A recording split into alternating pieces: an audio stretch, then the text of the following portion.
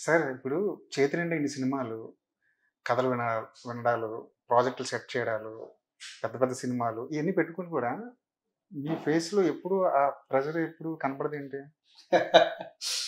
అంటే డే నాకు మార్నింగ్ 6:30 నుంచే స్టార్ట్ అయిపోతుంది. అవును. 5:30కి లేవగానే 6:30, 7 కల్లా చిన్న వర్కౌట్, యోగానో ఏదో చేసేసుకొని హ్మ్. 7:30 నుంచే 7:30 టు 8:30 క్రియేటివ్ వర్క్. హ్మ్. ఏదైనా స్టోరీ వినాలన్నా, సో దానికి సంబంధించింది అని ఉంటే ఆ టైంలో ఫినిష్ చేస్తాను. హ్మ్. తర్వాత డే స్టార్ట్ అయిపోతుంది. హ్మ్. ఆ ఇంటి దగ్గర నుంచి ఆఫీస్‌కొచ్చే ఆ మధ్యలో గ్యాప్‌లో ఏమనుకుంటారు? ఇంటి దగ్గర విషయాలన్నీ ఇంటి దగ్గర, ఆఫీస్ విషయాలన్నీ ఆఫీస్ దగ్గర ఇలా డైవర్షన్ ఉంటుందా? యాహ్! దేని దానికి స్ప్లిట్ చేసేస్తా. హ్మ్. ఎక్కడిదక్కడ వర్క్ స్ప్లిట్ అయిపోతుంది. హ్మ్.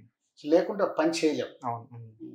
అంటే ఒక మీటింగ్ నుంచి ఇంకో మీటింగ్ వెళ్ళేటప్పుడు కూడా అంతే. హ్మ్. ఆ గ్యాప్‌లోనే ఇక్కడికి స్విచ్ ఆఫ్. హ్మ్. ఇది అవ్వకపోతే 2 ప్యారలల్‌గా ఉన్నాయనుకో మనిషికి చాలా స్ట్రెస్ అవుతది. అవును. హ్మ్. జనరల్‌గా దాంట్లోనే మనకు ఈ బీపీలు వచ్చినా, షుగర్‌లు వచ్చినా, హెల్త్ డిస్టర్బ్ అవ్వడానికి మెయిన్ రీజన్స్ అవే. హ్మ్. సో దేని దానికి స్క్రూటినీ చేయడానికి ట్రై చేస్తాం.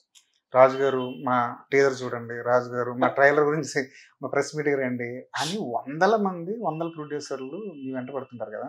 యెస్, నో ఈ 2 చెప్పడానికి మీరు పడే స్ట్రగుల్ ఏంటి? అంటే సాధ్యమైనంత మట్టుకు ఇప్పుడు రకరకాలుగా అప్రోచ్‌లొస్తాయి. కొన్ని రికమెండేషన్స్‌తో వస్తాయి. ఇప్పుడు రికమెండేషన్‌తోనొచ్చినయి నో చెప్పలేము. హ్మ్. ఆళ్ళెప్పటినుంచో నాతో జర్నీ చేసేవాళ్ళు కొందరుంటారు. వాళ్ళ అప్లికేషన్‌లో అవి నేను నో చెప్పలేను. అవి కంపల్సరీ వాళ్ళ కోసం ఆనర్ చేయాలి. హ్మ్. కొన్నొస్తాయి. కొన్నొచ్చినప్పుడు ఖచ్చితంగా అది అంటే నేను చెప్పిన ఆ టీజరో, ట్రైలరో నేను లాంచ్ చేసినా దానికి ఉపయోగం లేదన్నప్పుడు ఖచ్చితంగా నో చెప్తాను. హ్మ్. వాళ్ళకి కూడా అర్థమయ్యేలాగే చెప్తాను. హ్మ్. నాకెవరైనా అప్లికేషన్‌గా తీసుకొచ్చినా గాని అది అది వర్క్ అవ్వదు. హ్మ్. కొన్ని ఎవరి ద్వారానో చూసి ఇది చాలా బాగుంది మీరు చూడండి అంటే డెఫినెట్‌గా దానికి టైం ఇస్తాను. హ్మ్. ఎందుకంటే ఆళ్ళు కాంటెంట్ గురించి మాట్లాడతారు. కాంటెంట్ గురించి చెప్తున్నారు కాబట్టి దానికి యూజ్ అవ్వాలని ప్రయత్నం చేస్తాను. అవును. హ్మ్. 2025లో అప్పుడే 6 నెలలు అయిపోయింది. మీ banner progress, cinema industry progress చూసుకుంటే, ఈ 6 నెలల్లో ఏం సాధించాం మనం? ఇప్పుడు 6 నెలల్లో 6 సినిమాలు ఆడాయి. ఈ 6 సినిమాలలో ఇప్పటివరకు ఇండస్ట్రీలో ఉన్న బ్లాక్ బాస్టర్ మా బ్యానర్ నుంచే ఉంది. సంక్రాంతికి వస్తున్నాం. అవును. సో బెస్ట్ ఫిలిం ఇప్పటివరకు 6 మంత్స్‌లో సంక్రాంతికి వస్తున్నా ఉంది కాబట్టి కంపెనీ తరపు నుంచి ఐయామ్ హ్యాపీ. హ్మ్. బట్ ఇండస్ట్రీ పాయింట్ ఆఫ్ వ్యూలో చూస్తే చాలా డౌన్ ఫాల్‌లోకి వెళ్తున్నాం. హ్మ్. ఇది ఫాస్ట్‌గా సరిదిద్దుకోకుంటే ఇండస్ట్రీకి మంచిది కాదు. హ్మ్. సో ఆ సైడ్ నేను అడుగులేస్తున్నాను. హ్మ్. అందరికి అర్థమయ్యేలాగే నా ప్రతి ఇంటర్వ్యూలో కూడా నేను చెప్తున్నాను. హ్మ్. అంటే రీచ్ అవ్వాలి. ఒక్కరికి ఇద్దరికంటే ఫోన్‌లో చెప్పగలుగుతాం గానీ అందరికి రీచ్ అవ్వాలంటే ఉన్న సిట్యుయేషన్ ఏంటి అర్థం చేసుకోవాలి. అటు ఎగ్జిబిటర్ హ్యాపీగా లేడు. ఇటు ఇప్పుడు ప్రొడ్యూసర్ హ్యాపీగా లేడు. డిస్ట్రిబ్యూటర్ హ్యాపీగా లేడు. హ్మ్.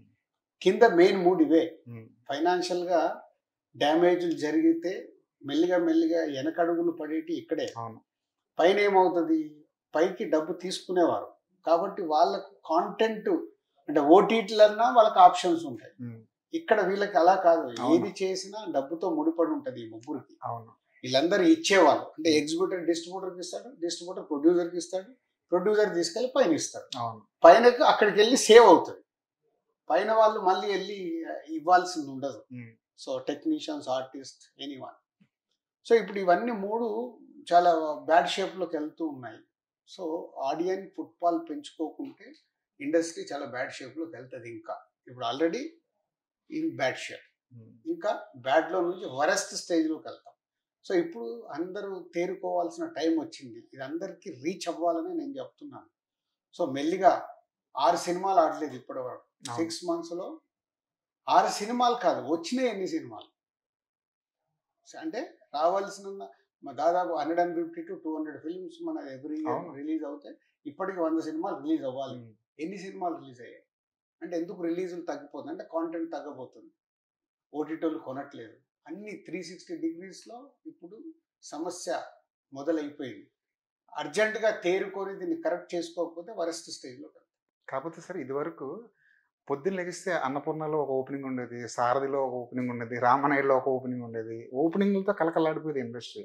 ఇప్పుడు అసలు ఒక సినిమా ఓపెనింగ్ అంటే ఆశ్చర్యపోవాల్సిన పరిస్థితి అదే ఏర్పడింది. కదా! అందుకే మరి తగ్గుతుంది అనేది నేను చెప్తుంది అదే హ్మ్. కదా! ఎందుకు ఓపెనింగ్ జరగట్లేదు? ఎందుకు ప్రొడక్షన్స్ తగ్గుతూ పోతున్నాయి? హ్మ్. సో ప్రొడక్షన్ తగ్గుతూ పోవడం వల్ల అందరికి ఎఫెక్టే కదా, అవును.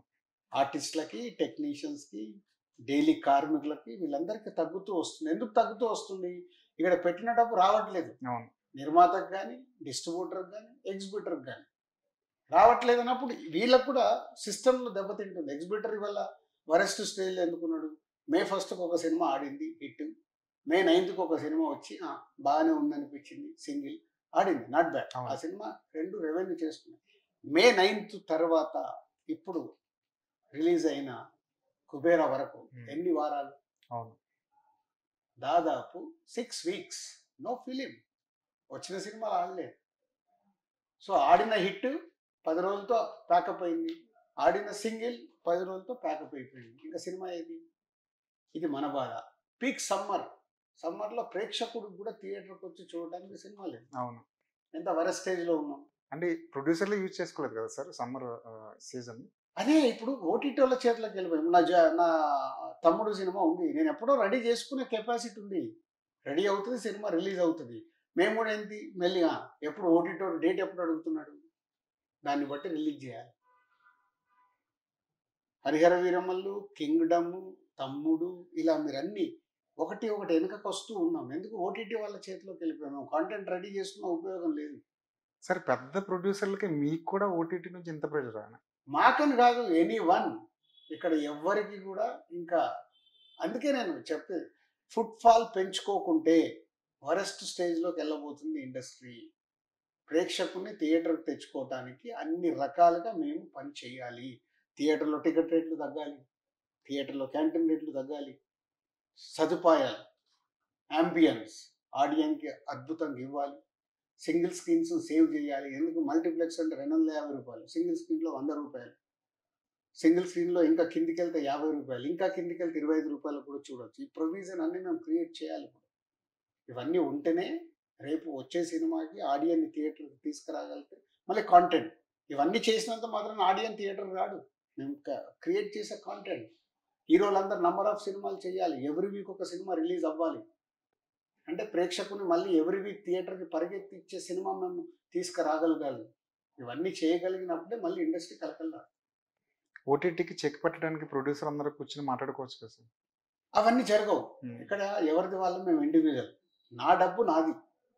ఈ వారం నా సినిమా రిలీజ్ అవుతుంది, నా డబ్బు. నెక్స్ట్ వీక్ ప్రొడ్యూసర్ గురించి ఆలోచించేంత ఓపిక, అంత విజన్ మా ప్రొడ్యూసర్లలో ఉండదు, ఎవరిలో ఉండదు. ఈ వారం ఏంటి, నెక్స్ట్ వారం ఏంటి. జూలై 4th నాది. సో జూలై 4th తమ్ముడు గురించే నేను ఆలోచించుకుంటున్నా. ముందు వస్తున్న కన్నప్ప గురించి కూడా నేను ఫోకస్ చేయాలి. 11వ వస్తున్న ఘాటి గురించి నేను ఆలోచించాను. ముందు నా సినిమా ఏంటి, నా డబ్బు ఏంటి. అలా ప్రతి వారము ప్రతి ప్రొడ్యూసరు ఆ సినిమాకు పనిచేసే ప్రతి వాళ్ళు ఆ సినిమా గురించే ఫోకస్ చేస్తారు.